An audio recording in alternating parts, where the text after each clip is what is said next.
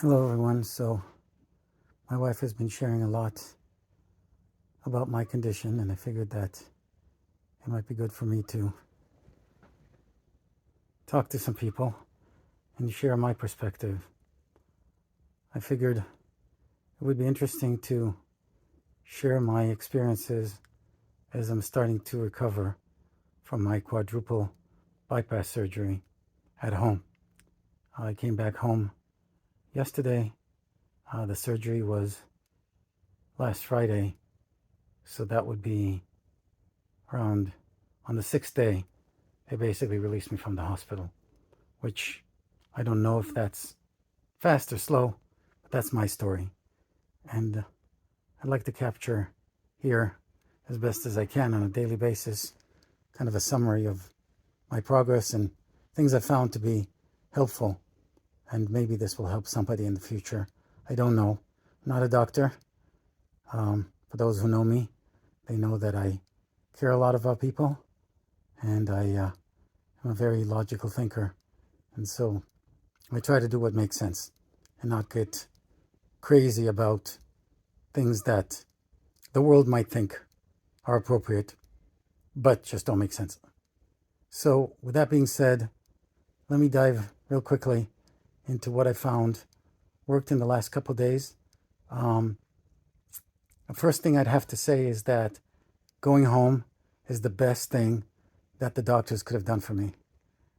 It was terrible to try to get any sleep at the hospital, beyond the fact that the nurses and technicians wake you up on a regular basis for medicine or for checking your blood pressure or whatever it might be. The beds are very uncomfortable. Most of the beds are essentially mattresses made of plastic, where if you have any kind of heat regulation problems, you're either too cold or too hot, the mattresses do a horrendous job with helping you with that. Pillows are also don't regulate heat. Everything is basically uncomfortable. And the first few days after surgery, you're in a lot of pain. So finding an angle that works is not easy. And sleep is an amazing wonder drug for the body, at least as far as I can tell. So first thing I can say is that I got home. It was about 6:30 p.m. Yesterday. I managed to get up my stairs. My bedroom is in the upper level of our home. I have 13 stairs going up to my bedroom. I got into my comfortable bed, my mattress that is contoured to my body, my pillow that supports my neck. No need to worry about bed sheets that are the wrong size or the wrong weight or whatever that might be. And it was the best sleep that I've had.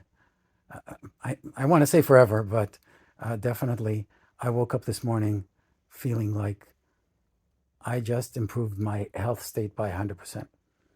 It was amazing. So that's the first thing that I encourage people who undergo bypass surgery to remember. Just keep strong until you get to be released. The hospital is not a place for them to heal you. It's a place for them to make sure that you don't have any dire complications. Healing happens at home. So that's the first thing. Second thing I'd mention is that when I got home, I sorted out all my medications. I put them into nice, big 2 piles of all the medicines that I take in the morning and all the medicine that I take at night, such that I don't even have to think about it. I don't need to look at my lists. I don't need to read the prescriptions. I just have a packet, about a box, about a pack that is morning and a pack that's evening, and I'm done. Don't need to think about it. That has made a tremendous difference in worrying about what I need and how to manage my medication, also being a lot more independent and less dependent on my family. My family is great.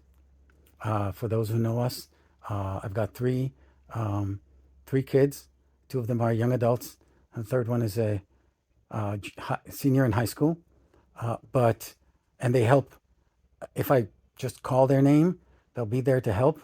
but they've got their own lives and they've got their own activities, and I don't feel that I should be bothering them with things that are as simple as, could you please figure out which medication I need to take? So those are the primary things that I did when I just got home. I received a heart pillow from my hospital. By the way, I was at Tufts. This is a heart pillow. And the idea behind a heart pillow is that it helps to regulate the amount of motion that your chest moves. So if I need to cough, or if I need to do anything that, or I sneeze or anything like that, that may create a bit of a significant motion in my chest, then I basically just hug the pillow to my chest to control the amount of motion so that my sternum doesn't shift and retain its structural position, so that the healing can continue the way that it has been.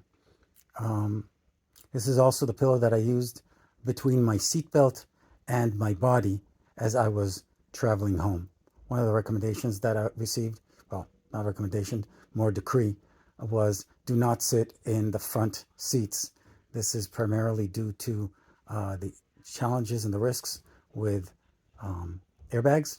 If you are in an accident, there is going to be a risk that those airbags might deploy and your sternum is just not ready to cope with that amount of pressure. That could definitely just kill you, where it would have just done almost nothing to a normal person. So the last thing I want to share for today, and if you guys are interested, you can check it out. Maybe I'll have another post tomorrow. I'm going to try to do this every day. But the last thing that I want to share today was some practice that I've been doing with my pain medication. I am very fortunate to not have a lot of pain.